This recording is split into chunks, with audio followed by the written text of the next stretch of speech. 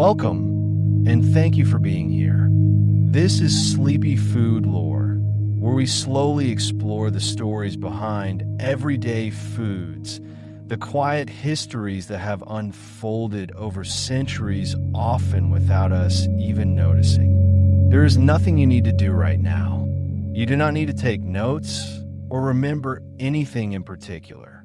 You can simply listen or let the words drift past you like distant conversation carried on a soft evening breeze. If sleep comes, you can follow it. And if you remain awake, you can simply rest here for a while. Tonight, we are exploring the story of beetroot. It is a humble vegetable often overlooked, with its deep crimson color staining chopping boards and fingertips alike. It appears in simple salads, in warm roasted dishes, and in old recipes that have been passed quietly from one generation to the next. Yet beneath its earthy sweetness lies a story that stretches far beyond the modern kitchen. We will move slowly through time, through ancient fields and early cultivation, through the hands of those who first gathered its wild ancestors along Mediterranean shores. We will wander into kitchens where its color was prized, and into traditions where it became both nourishment and symbol. Along the way, we will notice the small details, the way it grows, the way it tastes, and the quiet role it has played in everyday life. Beetroot is not a dramatic ingredient. It does not demand attention. Instead, it lingers steady and dependable, rooted quite literally in the soil. And perhaps that is part of its story, a story of patience, of gradual change, and of simple, enduring presence. So as you listen, you might imagine the cool earth where it grows, the slow swelling of its roots beneath the surface, unseen but constant. You might picture the gentle rhythm of harvesting, the brushing away of soil, and the quiet preparation that follows. There is no rush here. We will take our time. So settle in, get comfortable, and we will begin. The beetroot plant begins quietly, close to the ground, without much need for attention. At first glance, it does not appear remarkable. A loose cluster of leaves rises from the soil, broad and slightly crinkled, their surfaces soft with fine veins that catch the light. The leaves are usually a deep, settled green, though some carry a faint reddish tint that hints at what lies beneath. These leaves spread outward rather than upward, forming a low canopy that shades the soil below. They move gently with the wind, never sharply, but with a slow, almost deliberate motion. In a garden bed or open field, rows of beetroot plants create a soft pattern across the earth, evenly spaced, each one growing at its own unhurried pace. Beneath this modest display, the main part of the plant develops out of sight. The beetroot itself grows as a swollen root, pushing gradually downward and outward into the soil. Over time, it forms a rounded shape, sometimes almost perfectly circular, sometimes slightly uneven, as though shaped by the small variations in the earth around it. Its outer skin is thin and smooth, usually a deep purplish red, though some varieties appear golden or even striped when cut open. The color is one of its most distinctive features. It is not a bright or sharp red, but something deeper and more muted, like the color of late evening light or dark polished wood. When handled, this color has a way of transferring easily, marking fingers and surfaces with a soft stain that lingers for a while before fading. Inside, The flesh of the beetroot is firm and dense. When sliced, it reveals gentle rings, faintly visible, like the quiet record of its growth over time. There is a certain stillness to it, a sense that it has been forming slowly, layer by layer beneath the surface. Beetroot grows best in cool, temperate conditions. It prefers soil that is loose and slightly sandy, where its roots can expand without resistance. In heavier soil, the shape of the root may become irregular, adapting to whatever space it can find. It is not a demanding plant, but it responds well to steady care, regular watering, open space, and time. The process of growth is gradual and patient. Seeds are sown directly into the soil, often in early spring or late summer, when the air is mild and the ground holds a gentle warmth. From these seeds, small shoots emerge, delicate at first, but soon strengthening into the familiar leafy tops. As the days pass, the plant divides its energy between what is seen and what is hidden. While the leaves gather sunlight above, the root below continues to swell, storing nutrients and developing its characteristic sweetness. This balance between surface and depth is constant, a quiet exchange that continues day after day. In its natural environment, beetroot is part of a wider landscape of cultivated fields and kitchen gardens. It grows alongside other root vegetables, carrots, turnips, and radishes, each occupying its own place beneath the soil. Together, they form an unseen layer of growth, a network of roots slowly maturing out of sight. There is something calming about this kind of growth. It does not rush or announce itself. It simply continues steadily and reliably, shaped by the soil, the weather, and the passing of time. When the beetroot is ready to be harvested, the signs are subtle. The top of the root may begin to push slightly above the soil, revealing a curved surface darkened by earth. The leaves remain full, though sometimes they soften or spread wider as the plant reaches maturity. Harvesting is a gentle process. The soil is loosened and the plant is lifted carefully, bringing the root into the light for the first time. There is often a quiet moment in this transition from hidden growth to open air as the soil falls away and the full shape of the beetroot is revealed. Even then, it remains a simple thing, solid, unadorned, and shaped by the place it grew. And perhaps that is part of its nature, to develop slowly beneath notice and to carry within it the quiet imprint of the earth itself. The story of beetroot begins long before it was known for its deep red root. In its earliest form, the plant grew wild along the coastlines of the Mediterranean and parts of Western Asia. These early ancestors were not cultivated for their roots, but for their leaves. The plant, known then more closely to what we now call chard, produced tender greens that could be gathered and eaten with little preparation. The roots at that time were thin and not especially valued. Along these coastal regions, the plant adapted to a specific kind of environment.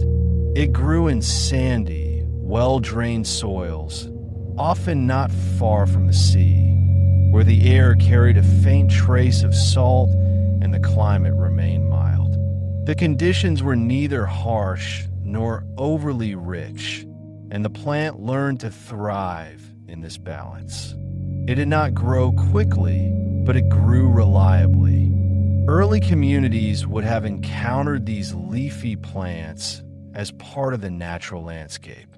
The act of gathering them was simple and routine. Leaves could be picked as needed, allowing the plant to continue growing, returning again and again with quiet consistency.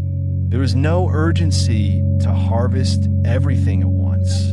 It was a relationship built on patience and familiarity. Over time, people began to notice variations within the plant. Some roots were slightly thicker than others. Some carried a hint of sweetness beneath their otherwise earthy taste. These small differences, barely noticeable at first, became the starting point for gradual change. Through early cultivation, these variations were encouraged. Seeds were saved from plants that showed more promising traits, and slowly, across many seasons, the root began to develop. It did not transform all at once, but over generations, guided by observation and repetition. By the time of the ancient Egyptians, Greeks, and Romans, the plant had already taken on a more defined role in daily life. Historical records suggest that the leaves were still widely used, often cooked as a simple green vegetable. The roots, however, were beginning to gain attention, though they were not yet the rounded, full forms we recognize today. The Greeks are known to have valued the plant for both practical and symbolic reasons. In some accounts, beet-like plants were offered in temples, sometimes represented in silver as a form of tribute. The Romans, meanwhile, expanded its use more broadly. They cultivated it in their gardens and included it in a variety of dishes, often pairing it with other common ingredients of the time. It was during this period that the root began to change more noticeably. Through continued cultivation, it became thicker, more substantial, and more consistent in shape. The color, too, deepened gradually, shifting toward the rich red tones that would later define it. As the Roman Empire extended across Europe, so too did many of the plants it cultivated. Beetroot, in its developing form, traveled along these routes, carried both intentionally and incidentally. Seeds moved with traders, with farmers, and with those who tended gardens in new settlements. The spread was not rapid. It followed the slow rhythm of human movement and agricultural practice. In each new region, the plant adapted again, responding to differences in soil, climate, and care. Some areas favored the leaves, continuing the earlier tradition. Others began to focus more on the root, especially as it became more reliable and nourishing. By the early medieval period, beetroot had established itself across much of Europe, though it was still not as prominent as some other crops. It appeared in monastery gardens, where careful cultivation allowed for further refinement. Monks and gardeners, working season after season, selected for better roots, improving both size and flavor in small, steady increments. Written records from this time are limited, but the presence of beetroot can be traced through agricultural texts and scattered references in cooking. It remained a modest ingredient, rarely the center of attention, but consistently present. In these quieter settings, the plant continued its gradual transformation. The root became rounder and more uniform. Its flavor softened, developing a gentle sweetness that balanced its earthy base. The color grew deeper, more saturated, until it reached the familiar crimson that would later become its signature.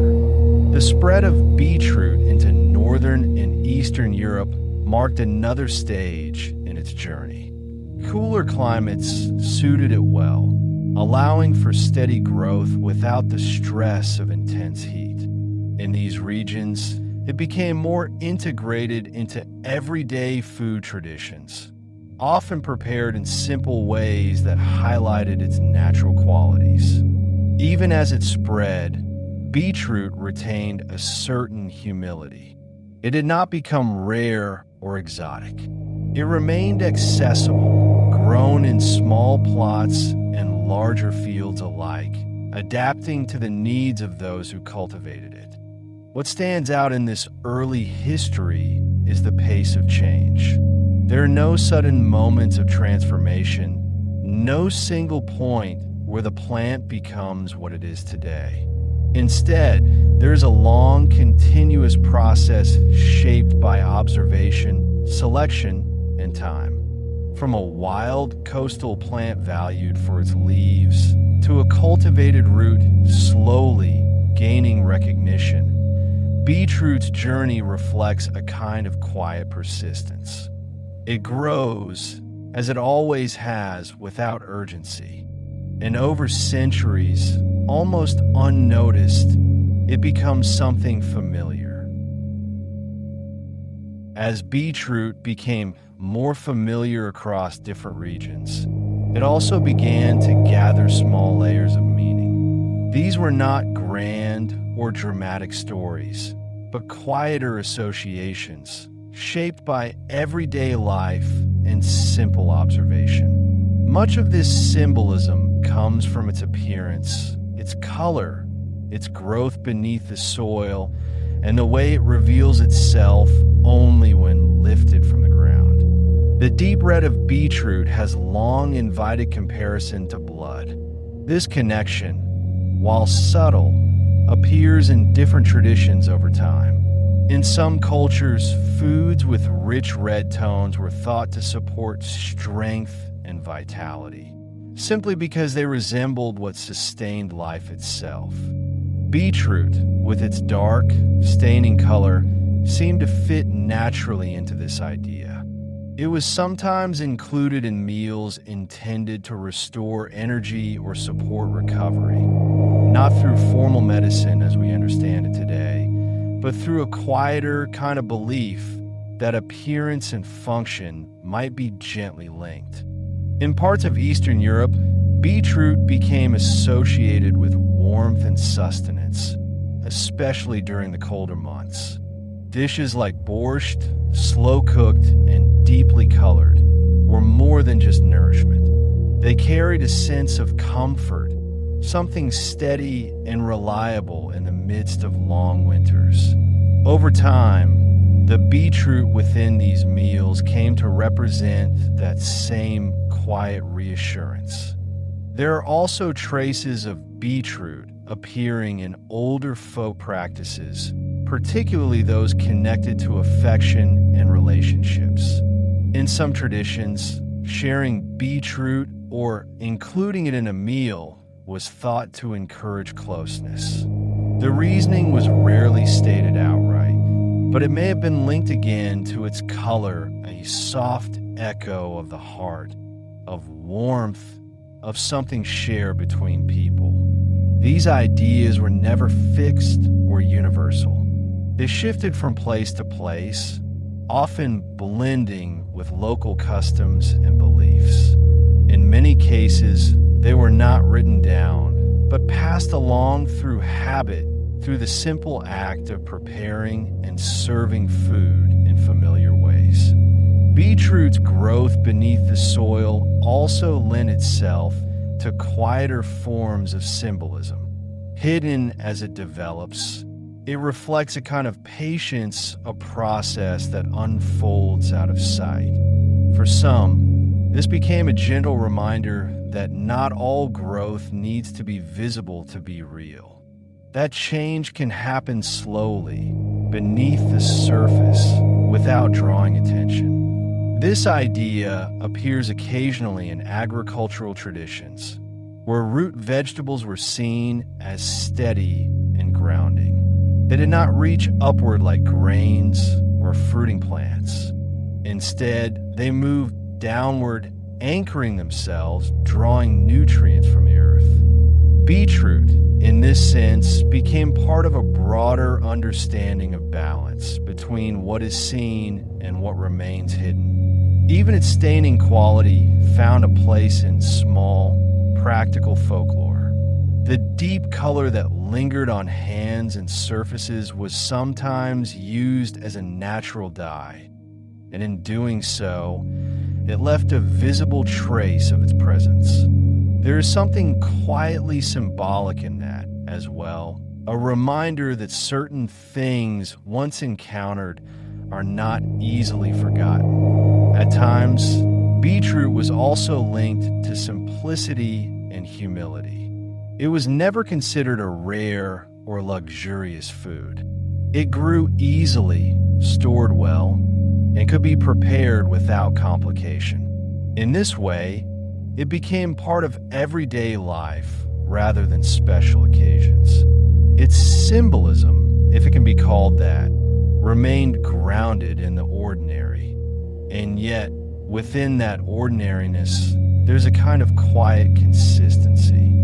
It appears in kitchens across generations, in recipes that change only slightly over time, in meals that are repeated not out of necessity alone, but out of familiarity. The meanings attached to it are not always spoken, but they are felt in these small continuities. Perhaps that is where beetroot's symbolism rests most comfortably, not in bold stories or fixed interpretations, but in gentle associations, in color, in warmth, in steadiness, in the idea that something simple, growing quietly beneath the surface, can still carry meaning, even if it is never fully explained.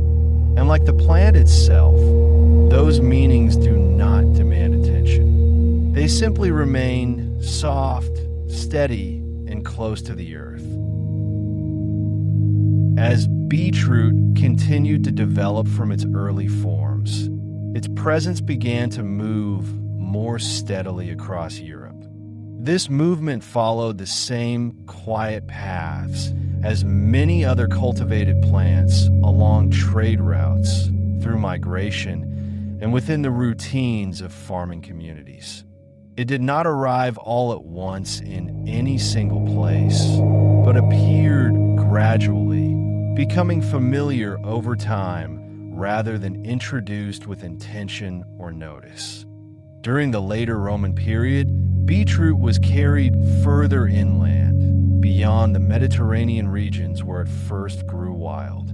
As settlements expanded, so too did the practice of maintaining small cultivated plots. Within these spaces, beetroot found a place among other dependable crops.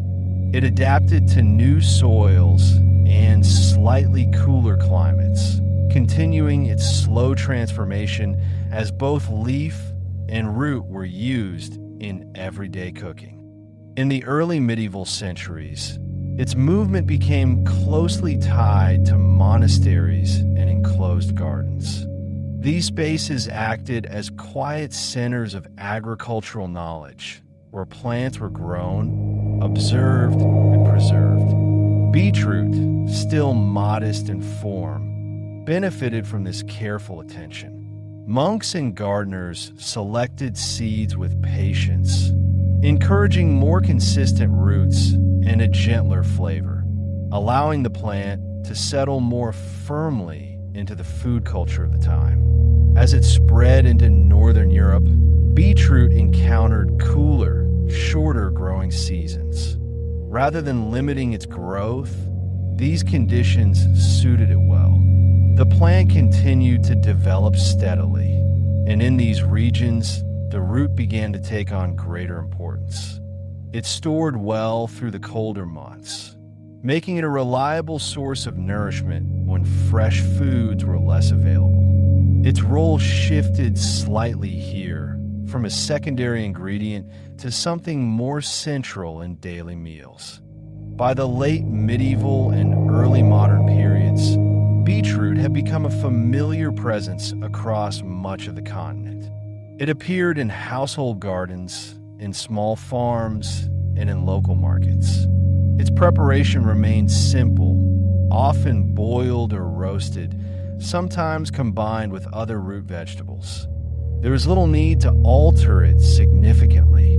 Its value lay in its consistency, its ability to grow without difficulty, and its place within the steady rhythms of seasonal cooking. As trade routes expanded and connections between regions strengthened, beetroot continued its gradual journey eastward and westward. In Eastern Europe, it became more deeply integrated into traditional dishes, particularly in soups and stews that made use of its color and flavor. In Western regions, it remained present but often quieter, used alongside a wider variety of vegetables that became available through increasing trade.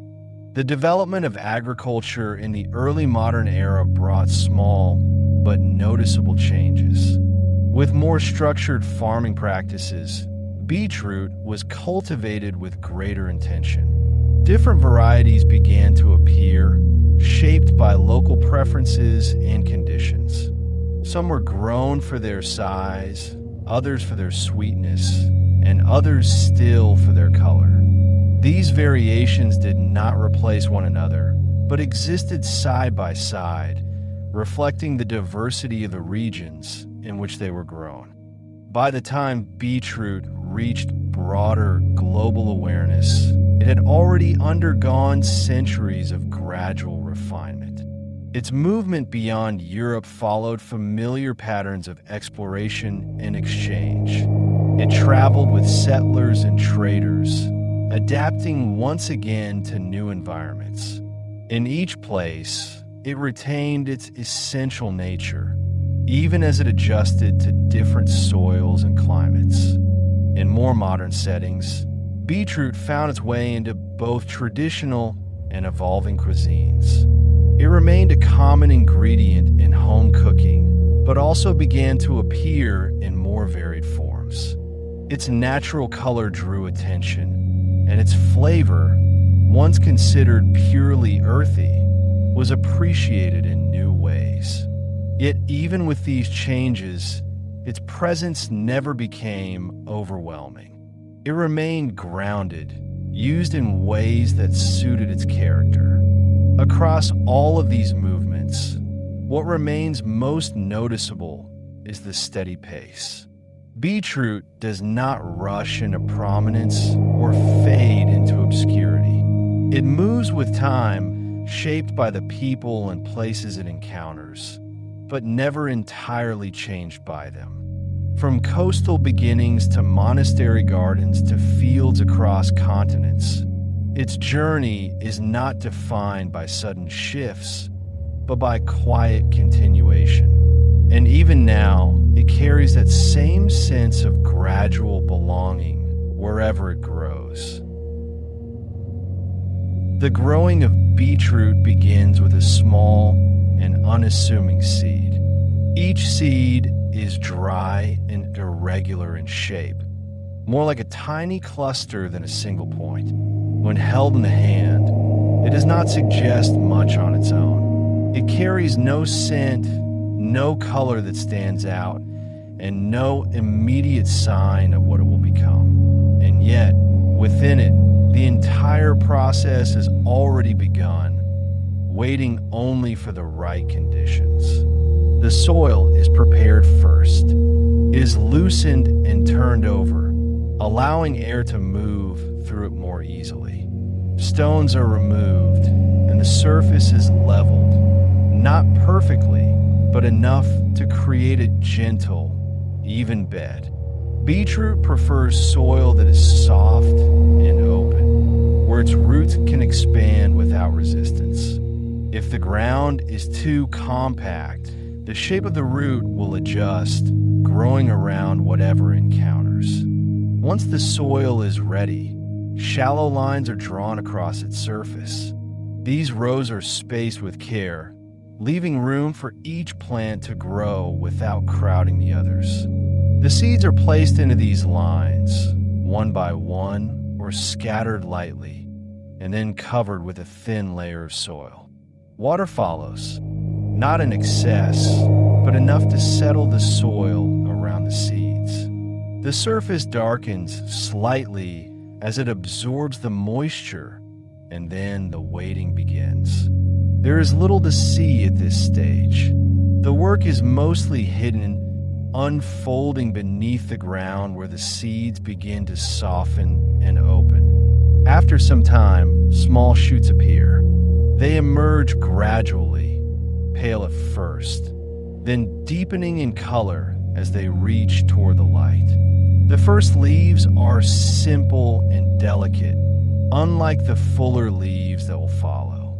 They stand upright for a while before beginning to spread outward, forming the early shape of the plant. As the seedlings grow, they are often thinned. This means that some are gently removed to give the remaining plants enough space.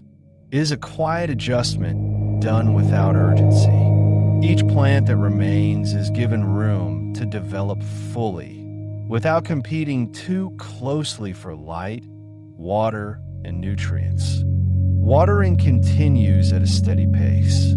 The soil is kept lightly moist, never saturated. Too much water can weigh the soil down, while too little can slow the plant's growth. There is a balance to maintain, and it is found through observation rather than strict measurement. The surface of the soil offers small signs of slight dryness, a change in color, indicating when water is needed again. As the leaves expand, they begin to gather more light. They grow broader and more textured, their veins becoming more visible. The plant settles into a rhythm at this stage. Growth is no longer fragile or uncertain. It becomes steady and reliable, shaped by the conditions around it, but no longer dependent on constant attention. Below the surface, the root begins to form. At first, it is only a slight thickening along the main root. Over time, it swells gradually, drawing in nutrients from the soil and energy from the leaves above. This part of the process remains unseen, but it is continuous. Each day adds a small layer of growth, building toward the rounded form that will eventually be harvested. Weeds are removed as they appear. They are lifted gently from the soil, making sure not to disturb the beetroot roots nearby.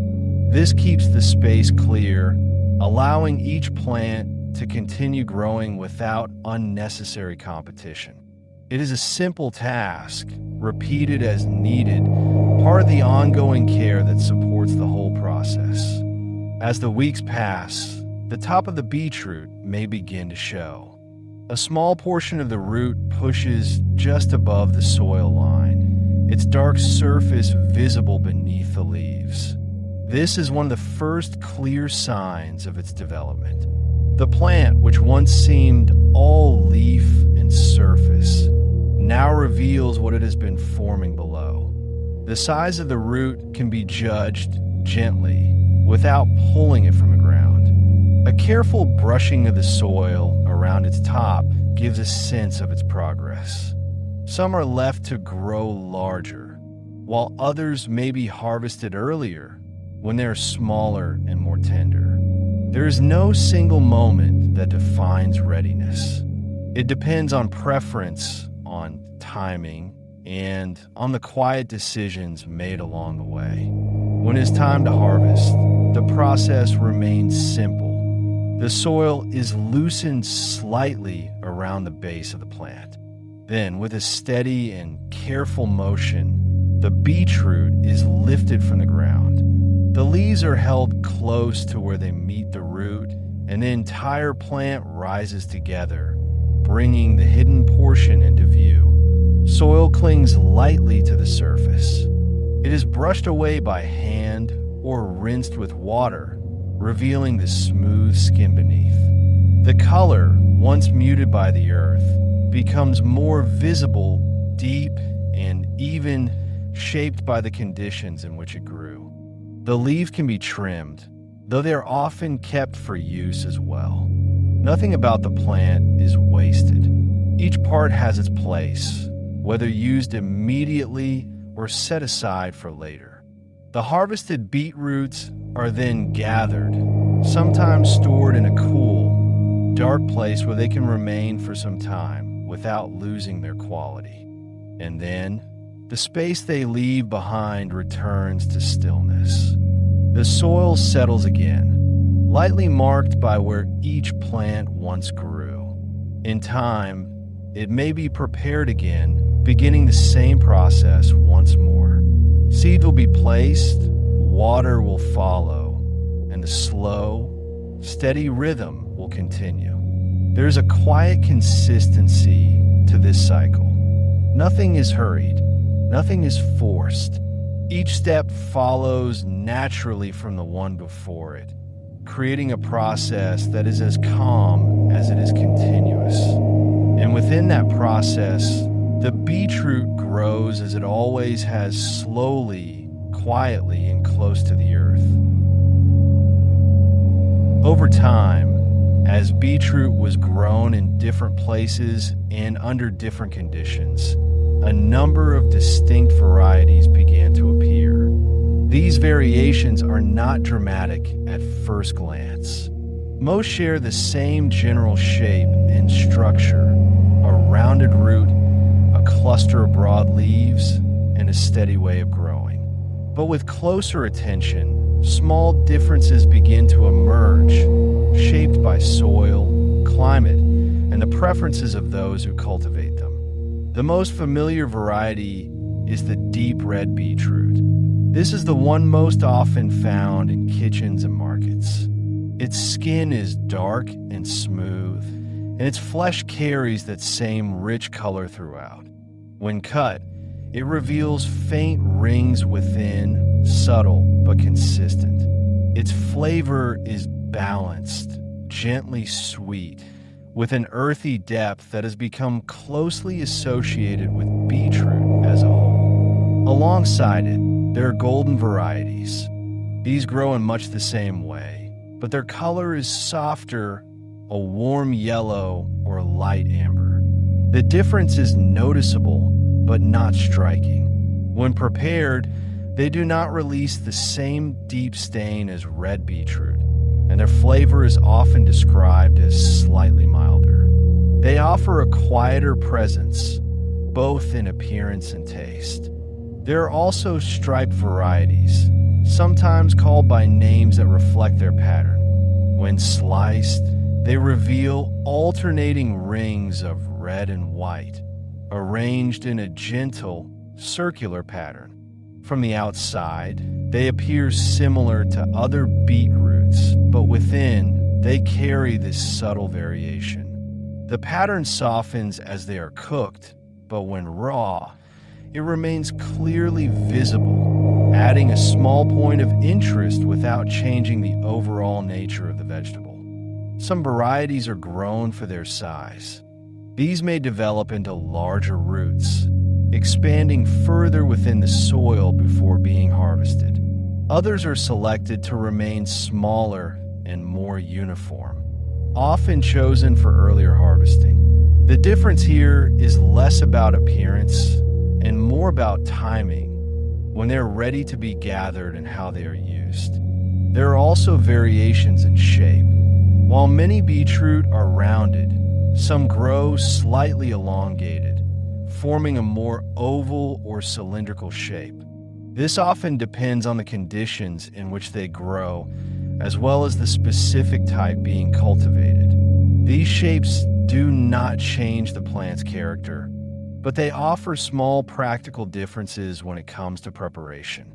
In some cases, beetroot is grown with more attention given to the leaves than the root. These varieties produce abundant greens, which can be harvested continuously while the plant is still growing. The root remains present, but it is not the primary focus. This reflects an earlier stage in the plant's history, when its leaves were the main reason it was gathered at all. Despite these differences, all varieties share the same underlying qualities. They grow steadily close to the ground, shaped by the soil around them. Their changes are gradual, influenced by selection over time rather than sudden alteration. Each variety carries a slight adjustment in color, in size, or in use, but none move far from the original nature of the plant. This consistency gives beetroot a certain quiet reliability. Wherever it is grown, whatever form it takes, it remains recognizable. The variations do not compete with one another. Instead, they exist side by side, offering small choices rather than strong contrasts. And in that way, even as it changes, beetroot remains much the same, simple, steady, and gently varied. In the kitchen, beetroot is handled in simple, deliberate ways. It often begins at the sink, where the surface of the root is rinsed under cool water. A light brushing removes the last of the soil, revealing the smooth skin beneath. There is no need for force. The dirt loosens easily, falling away in small, quiet streams. From there, it moves to the cutting board. A knife passes through the root with steady pressure, creating clean slices. Each cut reveals the deep color within, sometimes marked by faint rings that follow the shape of its growth. The pieces can be thick or thin, uniform or slightly uneven, depending on how they will be used. When sliced into rounds, beetroot can be laid out across a tray, spaced just enough to allow heat to move around each piece. A small amount of oil is added, coating the surfaces lightly. As it cooks, the edges begin to soften and the centers grow tender. The color deepens slightly, becoming richer without losing its character. In another approach, the beetroot is cut into small cubes. These pieces are gathered into a bowl where they can be mixed with other ingredients. The motion is gentle, a spoon turning them over, combining them with herbs, grains, or soft cheeses. The color begins to spread slightly, tinting what it touches, creating a subtle blending rather than a complete change. Grating offers a different texture. Drawn across a coarse surface, the beetroot breaks down into fine strands. These gather into a loose pile, soft and slightly moist. From here, it can be combined with simple dressings, a little acidity, a touch of salt, stirred together until evenly coated. The result is lighter, more delicate, but still grounded in the same earthy base. Boiling is one of the most familiar methods. Whole beetroots are placed into water and left to cook slowly. There is little to adjust during this process. The heat remains steady, and over time, the roots become tender throughout. Once removed, the skins can be slipped away with ease, leaving the surface smooth and ready to be cut or served. Roasting brings a quieter transformation. Wrapped or uncovered, the beetroot is placed into the oven and left undisturbed. The heat works gradually, concentrating its flavor. When removed, the pieces are soft but hold their shape, their edges slightly firm, their centers yielding without resistance. In some kitchens, beetroot is blended. Cooked pieces are placed into a bowl or processor and broken down into a smooth consistency. The motion is continuous, reducing the solid form into something softer and more uniform. This can be used as a base, a spread, or simply as a different way of experiencing the same ingredient. It is also used in soups. Cut into pieces and added to a pot, it cooks alongside other vegetables, releasing both color and flavor into the liquid.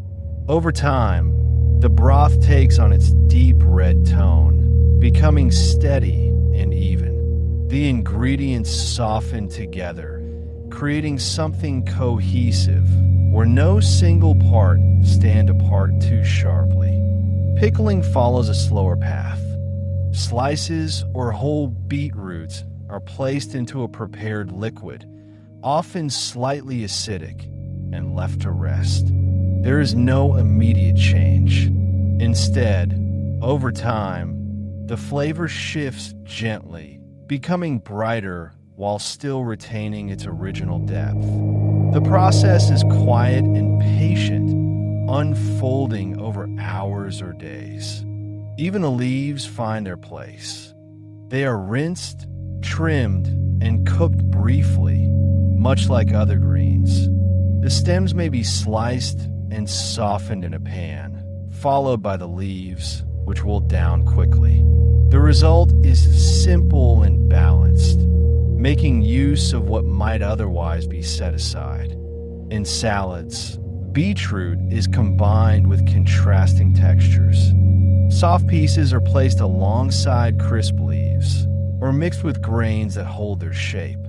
A dressing is added.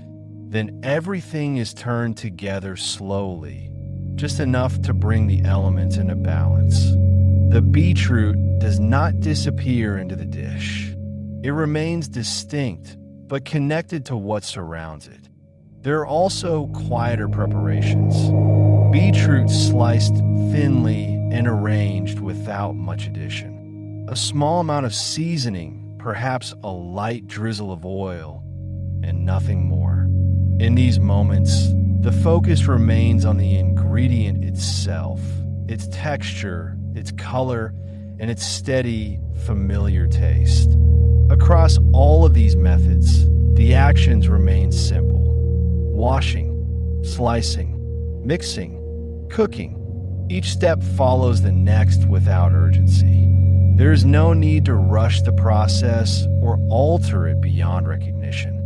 Beetroot responds well to patience, to even heat, to gentle handling. And in the end, it becomes part of the meal in the same way it grows. Quietly, steadily, and without complication. In many parts of Eastern Europe, beetroot finds its way into borscht. The soup begins with a pot set over steady heat, where chopped vegetables are added one by one. Beetroot is sliced or grated and stirred through, slowly releasing its color into the liquid. As it cooks, the broth deepens into a rich red, carrying a gentle balance of sweetness and earthiness. It is often served warm, sometimes with a small addition of cream, softening the edges of its flavor. In Scandinavian kitchens, beetroot is often pickled and served alongside simple dishes. Slices are placed into a lightly spiced liquid and left to rest. Over time, they take on a brighter, sharper taste while holding their firm texture. These are arranged next to meats or breads, offering contrast without overwhelming the plate. In India, beetroot appears in small, carefully prepared side dishes. It may be finely chopped and cooked with spices, stirred slowly in a pan until tender. Coconut is sometimes added, bringing a gentle sweetness and texture. The result is dry rather than sauced, each piece holding its shape while carrying layered flavor. In parts of the Middle East, beetroot is used in salads that are both simple and balanced. Cooked and diced, it is combined with ingredients like yogurt or tahini. The mixture is stirred until smooth and even, creating something that sits between a salad and a spread. It is often served cool with bread on the side. Across Central and Eastern Europe, beetroot is paired with horseradish. The root is cooked, then grated and mixed with a sharp, pale horseradish. The combination creates a contrast, one mild and sweet, the other strong and immediate. It is served in small portions, often alongside heavier foods. In Western kitchens, roasted beetroot is a common preparation. Cut into wedges or cubes, it is placed in the oven with a light coating of oil. As it cooks, the edges darken slightly and the interior softens. It is then served as it is or combined with other roasted vegetables, forming a dish that is simple but complete. Beetroot also appears in cold salads with cheese. Slices or chunks are arranged with soft cheeses such as goat cheese or feta. The ingredients are brought together with a light dressing, then left undisturbed until served. The textures remain distinct but balanced. In some modern dishes, beetroot is blended into smooth soups. Cooked until soft, it is processed into a thick, even consistency. The color becomes uniform, deep, and steady. Served warm or chilled, it carries a quiet richness without heaviness. There are also preparations where beetroot is cured or lightly dressed and served raw. Thin slices are laid out carefully, sometimes with a small amount of seasoning or citrus. The texture is firmer, the flavor more immediate. It offers a different way of experiencing the ingredient without cooking. In Australia and parts of the United Kingdom, beetroot is often included in burgers. Slices, usually cooked or pickled, are placed alongside other fillings. The color stands out against the rest of the ingredients, and its flavor adds a soft contrast to the richness of the meat or bread. Beetroot can also be baked into cakes. Grated and folded into batter, it blends into the mixture as it cooks. The result is soft and moist, with the beetroot contributing texture rather than a strong, separate flavor. Its presence is subtle, but it shapes the final result. In some Eastern European traditions, beetroot is used to prepare cold soups. Cooked and cooled, it is combined with ingredients like kefir or buttermilk.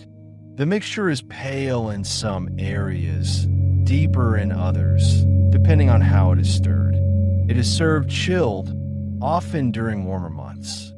There are also simple preparations where beetroot is mashed. Cooked until tender, it is pressed or stirred until it breaks down. A small amount of seasoning is added, and it is served as a side, smooth but not completely uniform. In Japanese cooking, beetroot is less traditional but has found a place in more recent dishes. It may be sliced thinly and arranged with care, sometimes lightly pickled or paired with clean, simple flavors. The focus is often on presentation as much as taste. In home kitchens around the world, beetroot is added to mixed vegetable dishes. It is chopped and cooked alongside whatever is available, contributing both color and substance. It does not dominate the dish, but it remains noticeable. There are also juices made from beetroot. The root is pressed or blended, sometimes combined with fruits or other vegetables. The liquid is smooth and deeply colored, carrying the essence of the ingredient in a more concentrated form. Some dishes use beetroot as a filling. Cooked and chopped, it is placed inside pastries or folded into dough. As it bakes, it softens further, becoming part of the structure rather than sitting apart from it. And in quieter moments, beetroot is served on its own, boiled, sliced, and placed on a plate without much addition. Perhaps a small touch of salt or a light dressing, but nothing more. In these cases, the preparation steps back, allowing the ingredient to remain as it is.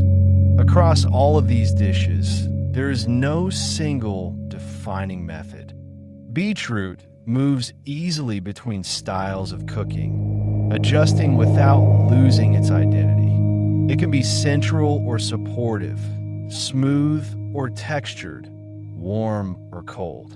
And in each setting, it continues to offer the same steady presence, shaped gently by the hands that prepare it. Beetroot contains a broad range of nutrients, held within its dense and compact form, and released gradually when it is prepared and eaten. At its most basic level, it provides carbohydrates, which give it a gentle sweetness and make up the majority of its structure. These carbohydrates are not overly concentrated, but they are steady, contributing to a slow and even release of energy. Alongside this, beetroot contains dietary fiber, which remains present regardless of how it is cooked.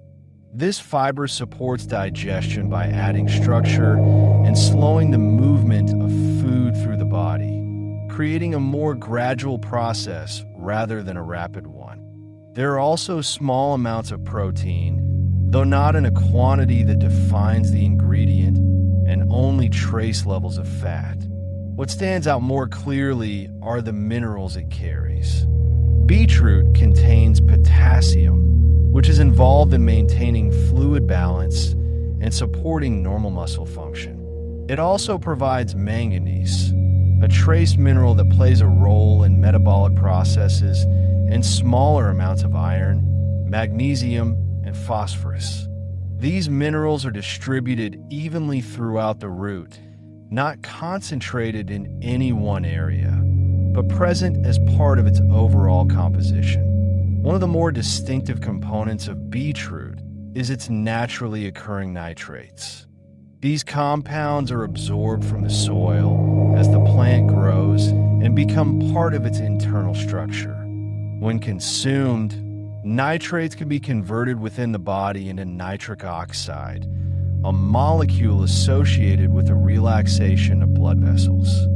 This process has been studied in relation to circulation and physical endurance, though it is generally understood as one contributing factor among many, rather than something that acts independently or immediately. The presence of nitrates in beetroot is one of the reasons it is often discussed in both everyday nutrition and more specific areas, such as sports performance. Moving more specifically into vitamins, beetroot offers a selection that supports a range of ongoing processes within the body. Among these, folate, also known as vitamin B9, is one of the most prominent.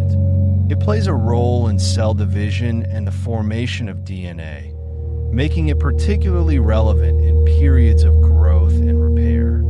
Beetroot provides a steady source of folate, not excessive, but consistent enough to contribute meaningfully when included regularly in the diet.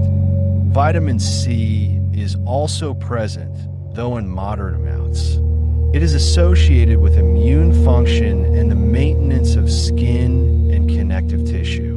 While beetroot is not among the highest sources of vitamin C, it still adds to overall intake in a balanced way. In addition, there are smaller amounts of other B vitamins, such as B6, which is involved in protein metabolism and brain function. These vitamins do not stand out individually in large quantities, but together they form a supportive network within the food's composition. There are also trace contributions of vitamin A precursors, particularly in the greens of the plant, though these are less central when focusing on the root itself. Even so, when the leaves are included in cooking, they expand the nutritional profile further, adding another layer to what the plant can offer as a whole. Beyond these more familiar nutrients, beetroot contains a group of plant compounds known as polyphenols. These are naturally occurring substances found in many plants, often linked to color, flavor, and internal protective functions within the plant itself. In beetroot, the most distinctive of these are betalains. These pigments are responsible for the deep red and purple tones that define the vegetable. They are water-soluble, which is why the color often spreads during cooking or preparation. Betalains are relatively uncommon compared to other plant pigments, and they have been the subject of ongoing study. They are often discussed in relation to antioxidant activity, which refers to the way certain compounds interact with oxidative processes in the body. Alongside betalains, beetroot also contains smaller amounts of flavonoids and other phenolic compounds.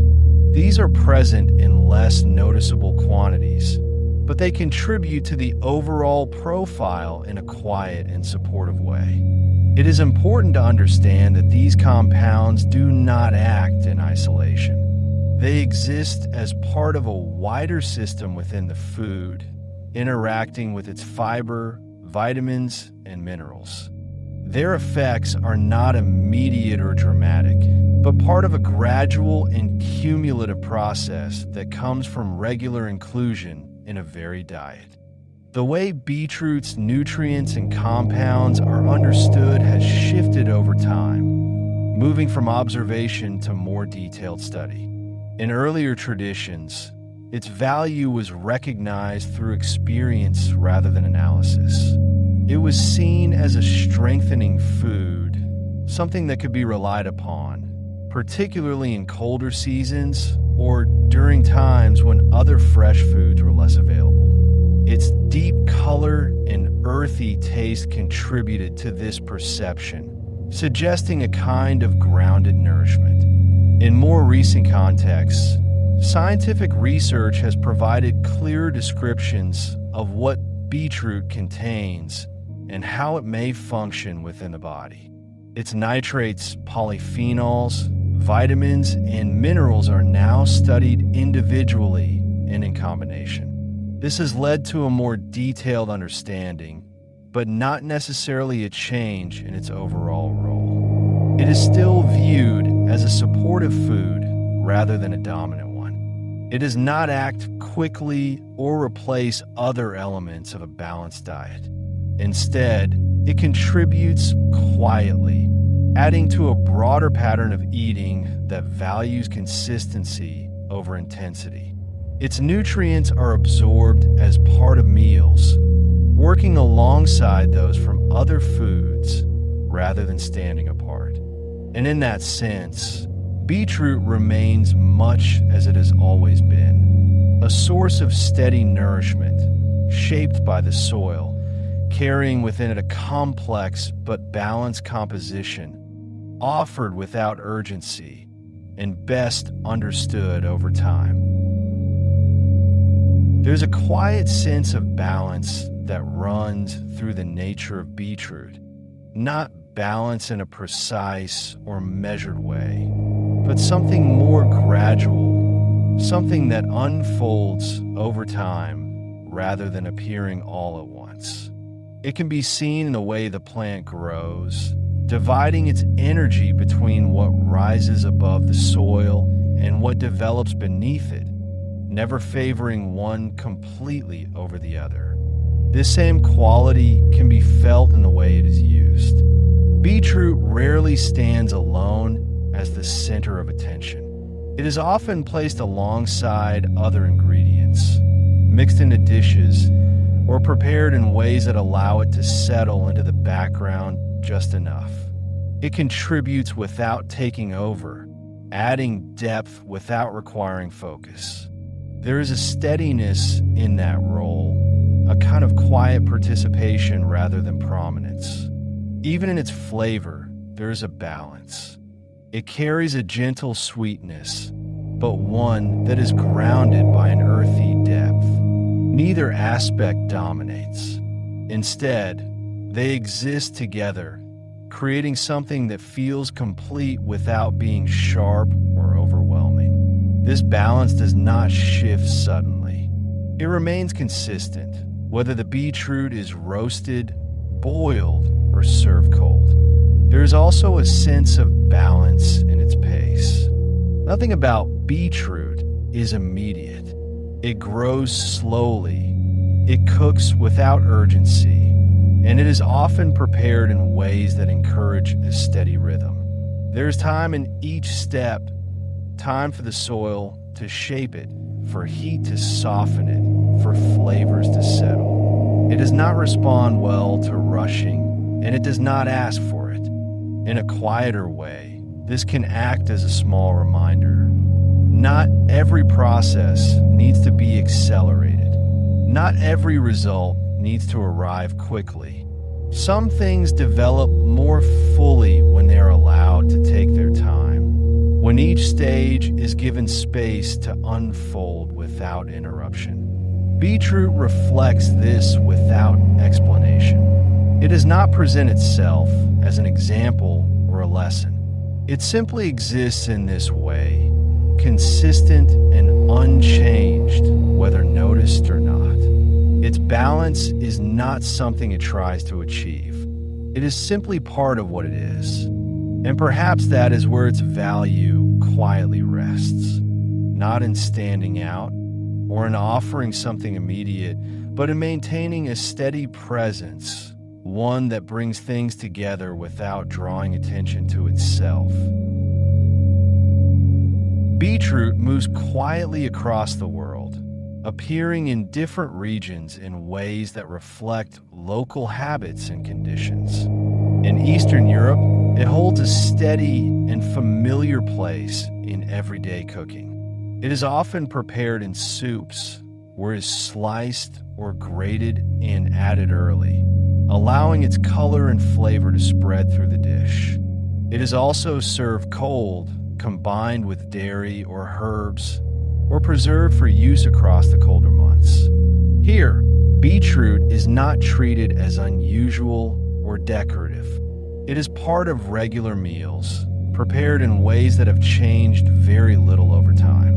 Moving into Central Europe, its use remains consistent but slightly more varied. It appears as a side dish, often cooked and then sliced or grated. It may be paired with sharper ingredients, creating contrast without complexity. In these settings, beetroot is often served alongside heavier foods, offering a quieter balance within the meal. In Western Europe, beetroot is present but often less central. It is used in salads, roasted dishes, and simple preparations that highlight its color and texture. It may be combined with cheeses, grains, or leafy vegetables, arranged in a way that feels structured but not elaborate. Its role here is flexible, adapting to a wider range of dishes without becoming dominant. Across the Mediterranean, beetroot appears more lightly. It is often boiled, sliced, and dressed with oil or citrus, then served as part of a collection of small dishes. The preparation is minimal, allowing its natural qualities to remain clear. It sits alongside other vegetables, forming part of a broader pattern of simple, shared meals. In the Middle East, beetroot is used in both fresh and blended forms. It may be combined with yogurt or tahini, creating smooth, balanced dishes that are served cool. It is also included in salads, where it is cut into small pieces and mixed with herbs and other ingredients. The focus is often on texture and contrast, rather than strong seasoning. In South Asia, beetroot is prepared with a different approach. It is usually cooked in small pieces, stirred in a pan with spices, and allowed to soften gradually. Coconut may be added, or the pieces may be left dry and separate. The flavor becomes layered, but the process remains controlled and deliberate, with each step following naturally from the last. In East Asia, beetroot is less traditional, but has found a place in more recent cooking. It may be sliced thinly and arranged with care, sometimes lightly pickled or paired with simple, clean flavors. The emphasis is often on presentation, allowing its color to stand out without requiring strong seasoning. In Australia and New Zealand, beetroot has taken on a familiar and recognizable role. It is often sliced and added to burgers, its color and softness contrasting with other ingredients. It is also used in salads and roasted dishes, appearing in both casual and more structured meals. Its presence is steady, not unusual, but distinct enough to be noticed. In North America, beetroot is used in a wide range of ways. It appears in juices, blended dishes, salads, and roasted preparations. It is sometimes combined with newer ingredients or used in more experimental forms, but it also remains part of simple, traditional cooking.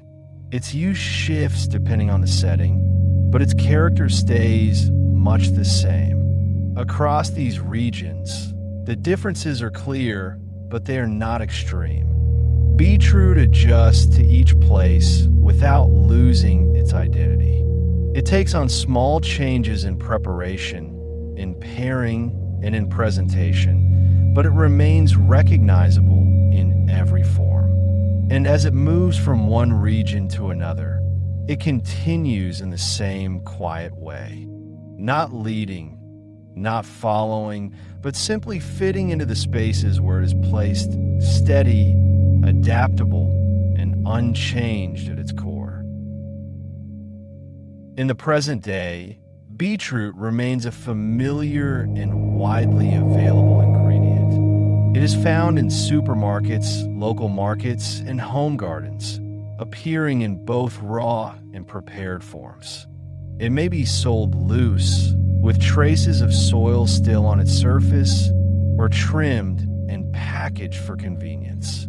In some cases, it is pre-cooked and sealed, ready to be opened and used without further preparation. These variations reflect changes in how food is accessed, but the ingredient itself remains unchanged.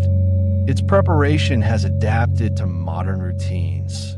In many kitchens, time is more limited, and beetroot is often used in ways that fit within shorter cooking periods. Pre-cooked varieties are sliced and added to salads, while raw forms are grated or roasted with minimal steps. The process is more direct, but still follows the same basic actions: cutting, mixing, and heating. Beetroot has also become more visible in areas of food focused on health and performance. It appears in juices and blended drinks, sometimes combined with fruits or other vegetables. These are often prepared quickly, using equipment that reduces the process to a few simple steps. The result is more concentrated, but still recognizable in both color and taste. In restaurants, beetroot is used with a slightly different approach. It may be presented in smaller portions, arranged with attention to shape and spacing. It is often paired with contrasting textures, something soft alongside something crisp, or something mild next to something sharper. The preparation is careful, but not complex. The ingredient is allowed to remain clear within the dish.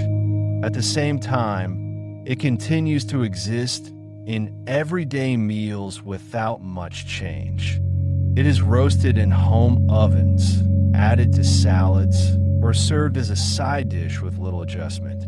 In these settings, it is not treated as new or unusual. It remains part of a regular pattern of cooking, used when it is available and prepared in familiar ways. There has also been a gradual increase in the range of beetroot products. It is now found in forms such as powders, juices, and packaged slices, each designed for ease of use. These do not replace the whole ingredient, but offer alternative ways of including in meals. The shift is practical rather than transformative, shaped by convenience rather than necessity. In agriculture, beetroot continues to be grown with both traditional and modern methods. Some are cultivated in large-scale operations, where consistency and efficiency are prioritized. Others are grown in smaller settings, where the process remains closer to earlier practices. In both cases, the growth cycle remains the same, slow, steady, and guided by soil and climate. Its role in seasonal eating has also shifted slightly. With improved storage and transport, beetroot is available throughout the year, rather than limited to specific harvest periods. This changes how often it appears in meals, but not how it is used. It remains suited to cooler conditions, and its presence still feels aligned with slower, more grounded cooking. Despite these changes, beetroot has not become a dominant or defining ingredient. It does not replace other foods or stand at the center of most meals. Instead, it continues to be included as one part of a larger whole. Its use is steady, not driven by trends alone, but supported by its adaptability and ease of preparation. In this way, its place in the modern context is clear. It fits into both older and newer patterns of eating, adjusting where needed, but not altering its nature. Whether prepared quickly or slowly, presented simply or with more structure, it remains consistent. And within these changing surroundings, beetroot continues as it always has, present, reliable, and quietly integrated into everyday life. Beetroot can stain surfaces and skin quite easily, leaving behind a deep red color that lingers for some time before fading. The color of beetroot comes from pigments called betalains, which are different from the pigments found in many other red or purple fruits and vegetables. Some varieties of beetroot are not red at all, but golden or striped, though they grow in much the same way beneath the soil. The leaves of the beetroot plant are fully edible and can be cooked in the same way as other leafy greens. Beetroot has been cultivated for thousands of years, though its early forms were grown mainly for their leaves rather than their roots. The root develops underground as a storage organ, holding nutrients that support the plant's growth over time. Beetroot can be eaten raw, cooked, pickled, or blended, with each method changing its texture more than its fundamental flavor. When cooked in water, some of its color may spread into the liquid, gradually turning it a deep red. The shape of a beetroot is influenced by the soil it grows in, sometimes becoming irregular if it encounters resistance. Beetroot contains naturally occurring nitrates, which have been studied for their role in circulation within the body. In some cases, eating beetroot can cause a temporary change in the color of urine or stool, a harmless effect linked to its pigments. Beetroot stores well when kept in cool, dark conditions, allowing it to be used over an extended period after harvesting. It is often harvested by loosening the soil and lifting the plant gently, bringing both root and leaves out together. Beetroot seeds are actually small clusters, which is why multiple seedlings sometimes grow close together when planted. The rings visible inside a sliced beetroot reflect its pattern of growth, formed gradually as it develops underground. Beetroot has a naturally earthy flavor, which comes from compounds produced as it grows in the soil. It can be used as a natural dye, coloring fabrics or foods with a soft but noticeable red tone. In cooking, Beetroot pairs well with ingredients that offer contrast, such as acidity, creaminess, or sharpness. The plant prefers cooler growing conditions and can tolerate light frost, making it suitable for a range of climates. Beetroot can be harvested at different sizes, with smaller roots often having a more tender texture. It has been used in both simple home, cooking, and more structured dishes, without requiring significant changes in preparation. Beetroot juice is sometimes combined with other fruits or vegetables, creating a more balanced flavor. The outer skin becomes easier to remove after cooking, often slipping away with minimal effort. Beetroot continues to develop in the soil until it is harvested, growing steadily rather than all at once. It remains one of the more consistent root vegetables, adapting to different conditions while keeping its familiar form. And now, dear listener, it's time to rest. We will leave the story of the beetroot behind. Let your breathing slow, settling into a steady, natural rhythm, unforced and unhurried. There is nothing more to do and nowhere else you need to be. The day can begin to soften and fade, one thought at a time, without effort. You can simply let go, allowing everything to become a little quieter, a little lighter. And as you rest here, you may find yourself drifting gently and quietly towards sleep. There is no need to follow every word. You can let them pass as you settle more deeply into stillness. And in your own time, sleep will come. Good night, until we meet again.